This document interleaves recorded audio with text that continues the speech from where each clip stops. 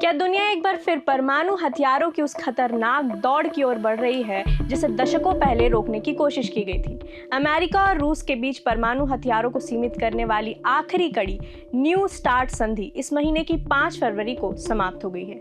लेकिन इसके खत्म होने के साथ ही आरोपों का एक नया दौर शुरू हो गया है। वॉशिंगटन ने सीधे तौर पर चीन पर अपने परमाणु शस्त्रागार के तेजी से विस्तार और गुप्त परमाणु परीक्षण करने के गंभीर आरोप लगाए हैं। आज हम विश्लेषण करेंगे कि क्या वाकई हम एक नई और विनाशकारी हथियारों की होड़ के मुहाने पर खड़े हैं। अमेरिका का मानना है कि न्यू स्टार्ट संधि का खत्म होना एक नया मौका है, एक ऐसा समझौता करने का जिसमें रूस के साथ साथ चीन भी शामिल हो। जिनेवा में निरस्त्रीकरण सम्मेलन को संबोधित करते हुए हथियार नियंत्रण मामले के अमेरिकी सहायक विदेश मंत्री क्रिस्टोफर येव ने इस संधि को कमजोर करार दिया।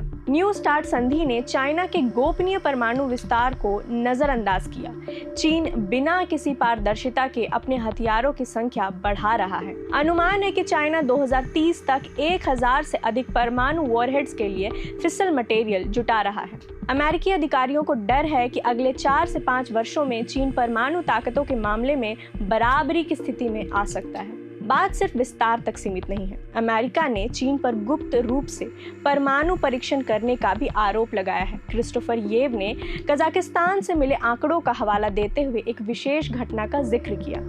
दावा यह है कि 22 जून 2020 को चीन ने भूमिगत रूप से 2.75 तीव्रता का एक विस्फोट किया, जिसकी शक्ति लगभग 10 टन परमाणु विस्फोट के बराबर थी। अमेरिका का आरोप है कि चीन अब सैकड़ों टन की शक्ति वाले परीक्षणों की योजना बना रहा है। इतना ही नहीं, अमेरिका ने रूस पर भी निशाना साधा है। वॉशिंगटन का कहना है कि रूस अपनी सीमा से आगे निकल चुका है और बीजिंग की हथियार क्षमता बढ़ाने में मदद कर रहा है।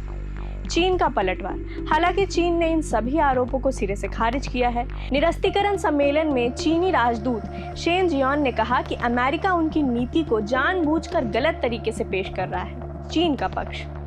चीन किसी भी देश के साथ हथियारों की दौड़ में शामिल नहीं होगा। चीन का शस्त्रागार अमेरिका और रूस के मुकाबले बहुत छोटा है, इसलिए त्रिपक्षीय वार्ता में शामिल होना व्यावहारिक नहीं है।